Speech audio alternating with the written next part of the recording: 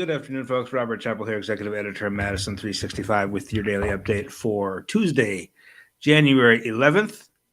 The COVID situation today, which we'll just jump right into the numbers, I guess, is, it's almost exactly as bad as I expected it to be, right? I mentioned yesterday we had, 5,300 cases on a Monday, which is really, really high.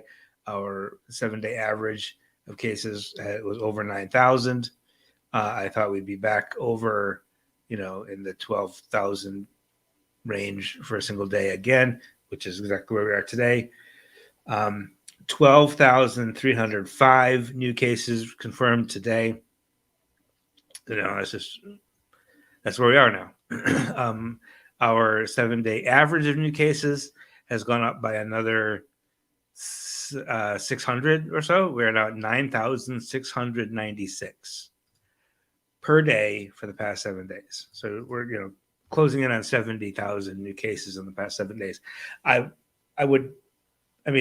Just the way this has been trending, if this trend continues, our 7-day average of new cases will top 10,000 tomorrow, or Thursday at the latest.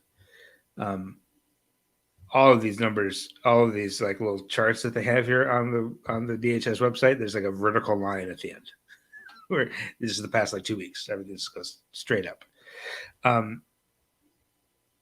The positive test rate also ridiculously high. I mentioned yesterday we were at 27 point something % positive test rate.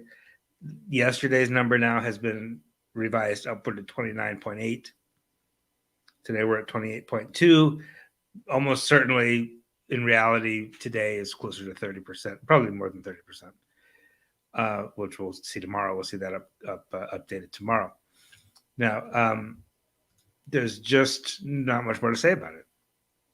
Omicron is going crazy in Wisconsin, as it is everywhere. It's just so contagious, and so it moves so quickly, and nobody's doing anything about it, right? I mean, kids are in school, but they're masked, so that helps a lot. But businesses are open outside. I mean, Dane County has a mask mandate, but nowhere else does in the state of Wisconsin. Not that I'm aware of, anyway. So what do you do? I mean, but the thing is, do all these cases actually have significant consequences?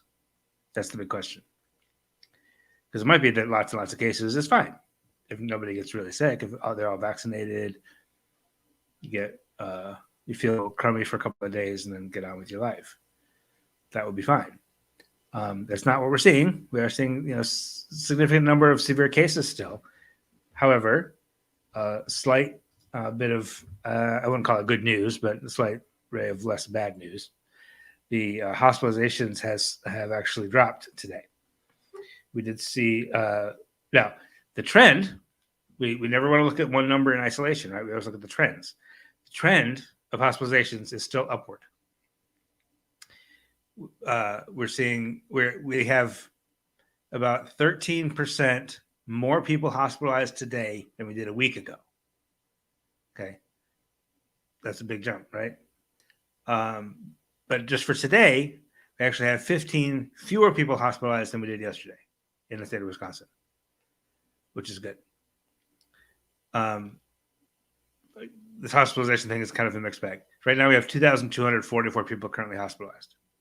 Remember I said yesterday that the ICU population was down, but the hospitalized population was up, but a smaller number were in the ICU. Today it's the opposite. The big number, the total number of people hospitalized is smaller, but the ICU population is higher. Kind of by a lot. 14 more than yesterday, 24 more than a week ago, 486, which I believe is the most we've ever had in the ICU.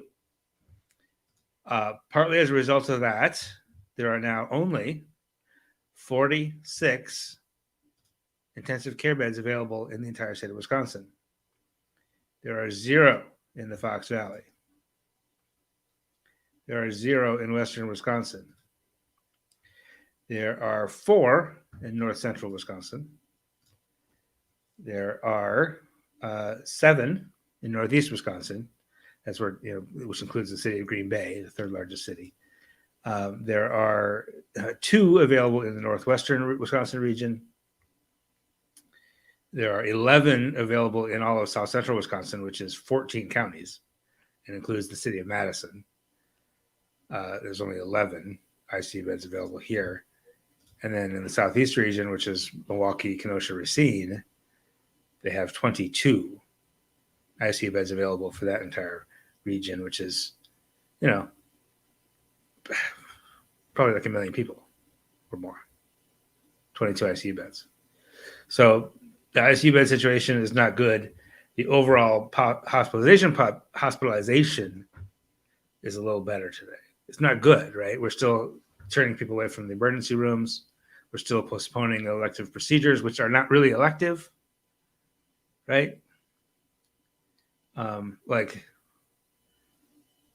cancer surgeries are being postponed because technically speaking, they're sort of elective because you're not going to die tomorrow if you don't have that surgery, but it's still a pretty important procedure to remove the tumor from you. But those kind of procedures are being postponed, hopefully for just a couple of weeks as this thing peaks and then begins to ebb a little bit. But despite that relatively bad situation, at least it didn't get a lot worse today in the overall hospitalization. It did get a little bit worse in the ICU, portion. So the other thing I'll mention is that deaths, the daily average of new confirmed deaths went up again. Not a lot. It went up to 29. So in the past 7 days, we've had 29 deaths per day reported. Each death that is reported happened actually, 3 to 5 weeks previously, right? So we're seeing this lag. We have 37 new deaths confirmed yesterday, puts a 7-day average of 29. Now, for context, the leading cause of death in Wisconsin, as everywhere else in the country, is heart disease. Year-round, about 31 people per day die of heart disease of one form or another. So COVID is not going to be the number one cause of death for the entire year, right? Because it's not going to be 31 people per day all year. However, it will probably be the leading cause of death for a month or two here. 29 is where we are now. We haven't seen the surge of deaths at this latest. I mean, that death toll is still really from the Delta surge, right? That 29 deaths per day is really still from Delta. We haven't seen the Omicron yet. It's possible and even likely that the Omicron won't have the same level of fatality, right? It'll be less than 1%. But there are so many cases that even less than 1% could mean more pure number of people who get hospitalized and who die. So that's the problem here with this large number of cases. So again, I would expect to be that over that 31 threshold in the next couple of days as we continue to get more numbers in from that Delta surge, in sort of from like the early December area, right? So that's the COVID situation. It's not good. It's not surprising. We haven't seen. We did see Dane County did have a media update today. There was no news in it. It was just we're breaking records here in Dane County. Even the most vaccinated county in the state has 200 people almost hospitalized, which is a problem. Something like 2,000 new cases just in Dane County today, which is bonkers high. So it was basically just a press conference to beg you to wear your mask and get vaccinated. But other than that, not a lot of news today in terms of COVID stuff. Schools are still in session. Seems to be going okay. But we will keep you informed if there's anything else new. We do have some other local and national news for you on the other side of the break if you stay with us. Don't scroll away. We'll be right back right after this.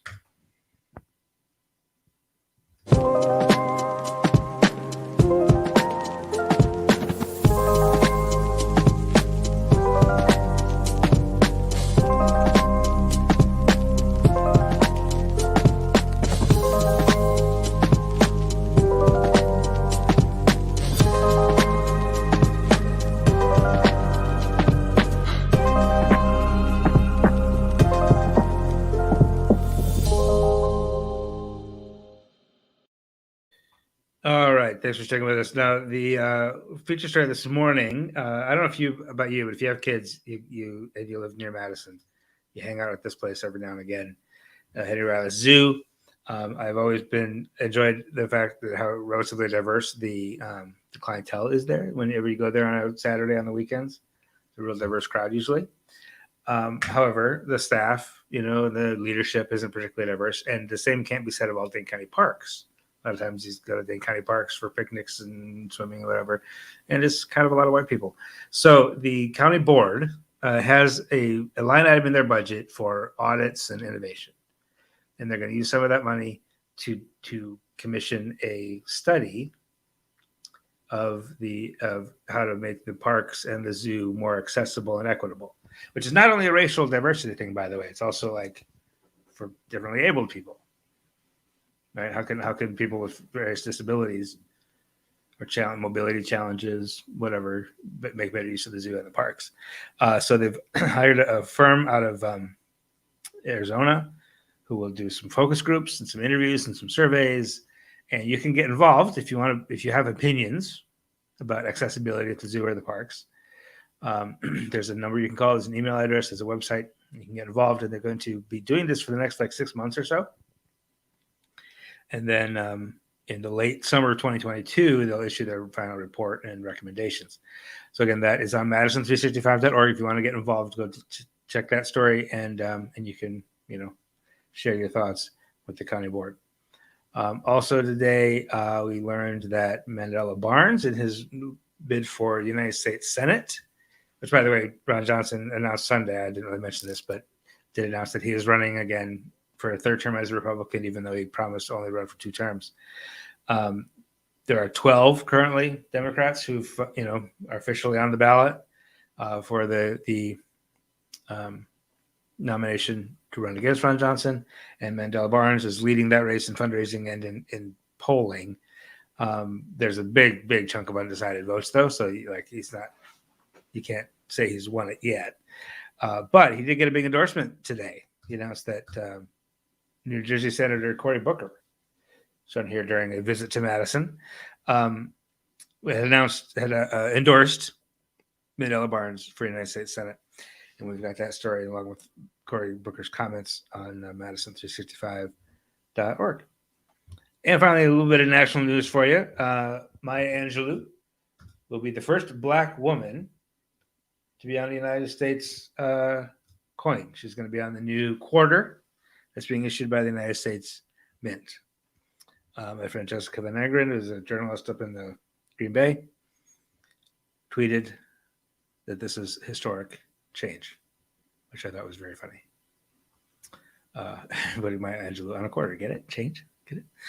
All right. That's the news for today. I appreciate your attention. If you have any other questions or thoughts, drop them in the comments. Otherwise, I'll be back tomorrow. We'll have the podcast in the morning. It's only 10 minutes. We'll